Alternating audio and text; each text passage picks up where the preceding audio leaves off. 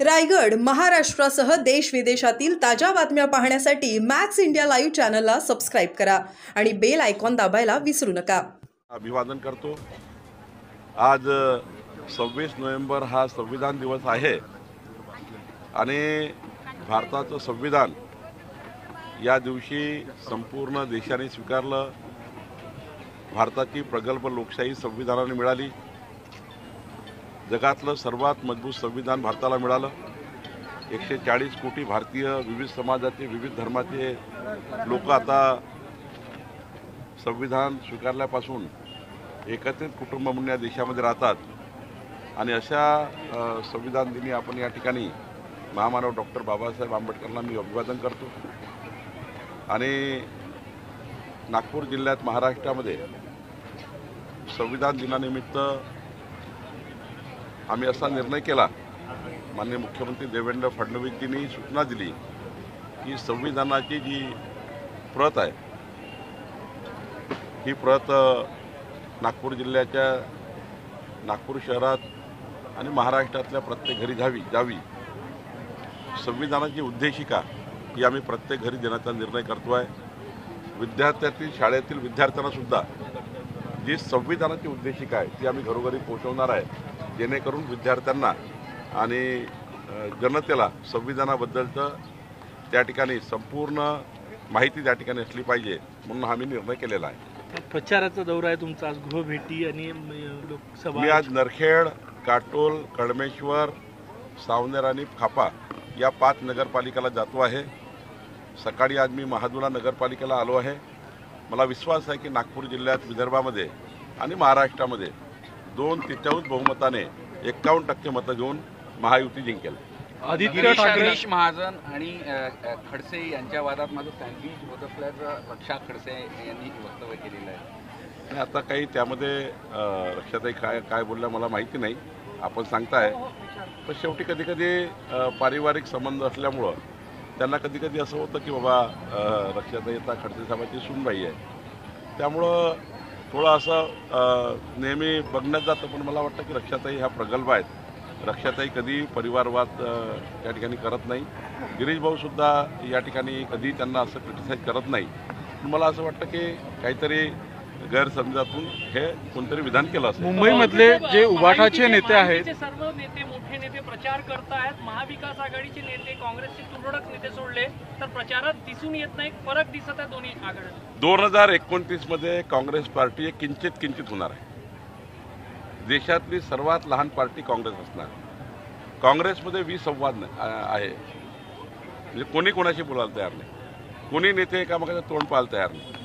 आणि त्यामुळं जेव्हा तुमचा संवाद तुटला, जेव्हा विसंवाद तयार झाला, तेव्हा परिवार असो की घर असो की फॅमिली असो की पक्ष असो, तो तुटणारच आहे। कार्यकर्त्याला काय वाटतं, कुठल्याही कार्यकर्त्याला वाटतं की आपल्या नेत्याशी आपण जोडलं गेलं पाहिजे, आपल्या नेत्यांनी आपल्याशी रोज त्या ठिकाणी आपल्या जीवनामध्ये उभं राहिलं पाहिजे। आज काँग्रेस पार्टीच्या कार्यकर्त्याच्या मागे महाराष्ट्रातला कुठलाही काँग्रेसचा नेता उभा नाही। कार्यकर्ता वाऱ्यावर सुटलेला आहे, कार्यकर्त्याला कोणी विचारायला तयार नाही। आणि म्हणून काँग्रेसचे अनेक कार्यकर्ते भाजपामध्ये, शिवसेनेमध्ये, राष्ट्रवादीमध्ये पक्षप्रवेश करताय आणि काँग्रेस पार्टी रोज सोडतायत। गुलाबराव पाटील, राज ठाकरे यांच्या प्रवेशाचा मुद्दा तिन्ही पक्षासाठी महत्त्वाचा आहे, कार्यकर्त्यांची निवडणूक त्यांच्यासाठी महत्त्वाची नाही।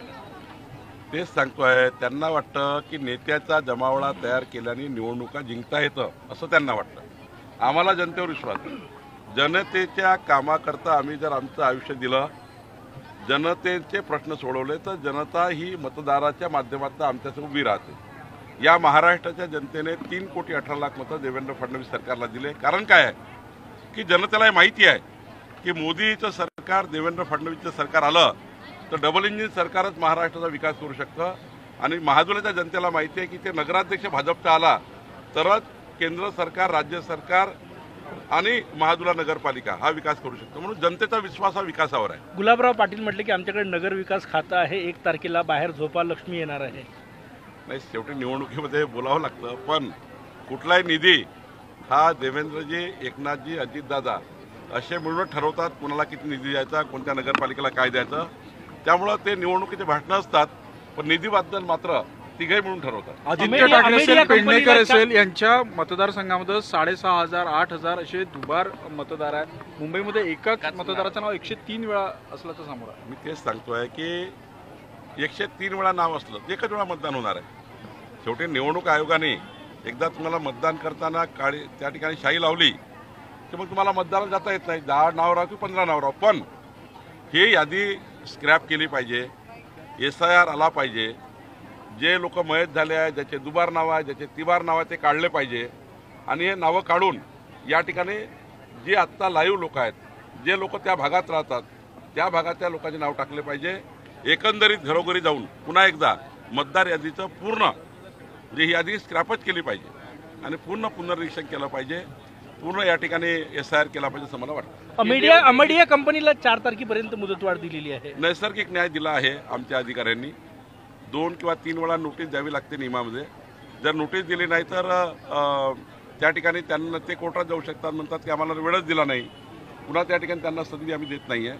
आम्ही त्यांना सांगतोय की तुम्हाला 1 वेळा 2 वेळा 3 वेळा आम्ही बोलवलं आहे, नैसर्गिक न्याय दिला आहे. त्यानंतर जर ते आले नाही तर आमचे अधिकारी योग्य निर्णय घेतील. केंद्रीय मंत्री जितेंद्र सिंह म्हणतात की IIT बॉम्बेचं नाव मुंबई झालं नाही, देवाचे आभार आहे. कुठं टीका होता ते काय बोलले मला माहिती नाही. नाही, त्यावर राज ठाकरेंनी ट्विट केलेलं आहे की मुंबई NCR सारखं गुजरातला जोडण्याचं या केंद्र सरकारचं प्लॅन असल्याचं आवाज. त्यांना हेच राहतं, जेव्हा त्यांच्या निवडणुका येतात ना मुंबई वगैरेच्या, तर गुजरात दिसतं, ते बुलेट ट्रेन दिसतं. त्यांना विकास दिसत नाही.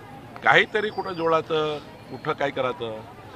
मुंबई ही महाराष्ट्राची आहे. मुंबई ही महाराष्ट्राची राहील आणि मुंबईला कोणी तोडू शकत नाही. आणि त्यामुळं ह्या फालतू गोष्टी ज्या करतात रोज नरेटिव्ह तयार करण्याच्या, यामध्ये आमचा काही इंटरेस्ट नाही आहे. आमचा इंटरेस्ट हा जनतेच्या विकासाकरता आहे.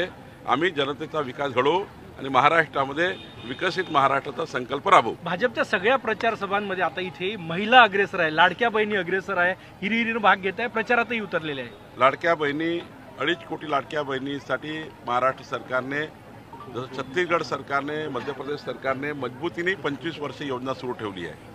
आमचं सरकार लाडक्या बहिणीची योजना जोपर्यंत आमचं सरकार चालू ठेवणार आहे आणि या योजनेला अजून मजबूत होणार आहे. या योजनेला अधिक मजबूत करण्याचं काम आम्ही करणार आहे. आणि त्यामुळे मला असं वाटतं की लाडक्या बहिणी आमच्यासोबत आहे. शेतकरी ज्यांना आम्ही वीज बिल माफ करतो आहे ते आमच्यासोबत आहे. महाराष्ट्राचा सर्व समाज, सर्व धर्माचे लोक विकसित महाराष्ट्राकरता देवेंद्र फडणवीसजींच्या सोबत आहे. विकसित भारताकरता मोदी सोबत आहे. तुम्हाला निवडणुकीत दिसेल की 51% मतं भाजपा महायुतीने घेतले. भाजपचं काम करतो म्हणून काँग्रेसच्या माजी नगरसेवकांना भाजपच्या एका कार्यकर्त्याला मारहाण केल्याची घटना नागपूरमध्ये घडली होती. आता श्रीरामपूरमध्ये काँग्रेसच्या जिल्हाध्यक्षाचं अपहरण केल्याची घटना घडली. नाही, हे काही योग्य नाही आहे. असं वर्तनही योग्य नाही आहे. हे महाराष्ट्राला शोभण्यालायक नाही आहे. महाराष्ट्राची संस्कृती नाही आहे. निवडणुकीमध्ये भांडणं करणे हे काही योग्य नाही आहे. आणि त्यामुळं निवडणुकीमध्ये कुठलंही भांडणं पोलिसांनी हे उद्ध्वस्त केलं पाहिजे. या पद्धतीचं झालेलं पोलिसांनी आपला पूर्ण अधिकार वापरले पाहिजे. भाजप असो की काँग्रेस असो, कुठेही त्या ठिकाणी पक्ष म्हणून कोणाला सोडू नका असं माझं पोलिसांनाही निवेदन राहील. Thank you sir. नाही, भाजपमध्ये अनेक इन्कमिंग सुरू आहे. किंबहुना महायुतीमध्ये गेल्या काही म्हणजे विधानसभा निवडणुकीनंतर 43 इन्कमिंग म्हणजे उमेदवार आलेले आहे म्हणजे महायुतीमध्ये. खास करून विधानसभेमध्ये हे जे दुसऱ्या दुसऱ्या क्रमांकाचे. दुसऱ्या किंवा तिसऱ्या क्रमांकावर ते तुमच्या टार्गेटवर आहे. नाही, आमच्याकडे जे आत्ता लोकांचा पक्षप्रवेश होणार आहे किंवा आमच्याकडे आहे ते अत्यंत महत्त्वाचे पक्षप्रवेश आहे. त्या लोकांनी आपापल्या भागात चांगलं काम केलं आहे आणि त्या लोकांना, जे लोक आमच्याकडे येणार आहेत त्यांना देवेंद्र फडणवीसजीच्या सोबत